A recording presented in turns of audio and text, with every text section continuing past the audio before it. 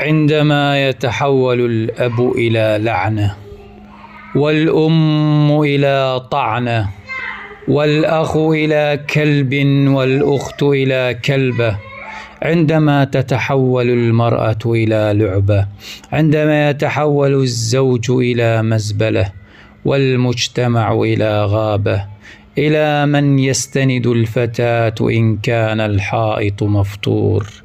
إلى من يستند الفتاة إذ كان عليها الدوائر تدور؟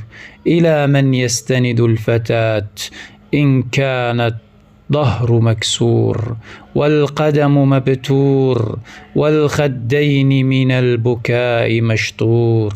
إلى من يستند الفتاة إن كان الرجل يرجع إلى البيت سكرانا ويضرب زوجته وهو المخمور؟ وهل يا ترى تبقى للزهرة عطور؟ لم يبقى بالدفتر سطرا إلا كتبت بها فاسألوا عني الحروف الأبجدية والسطور. اسألوا عني السكين التي قطعت لحمي، بل اسألوا عني السطور. اسألوا عني كم تعذبت، اسألوا عني الناعور.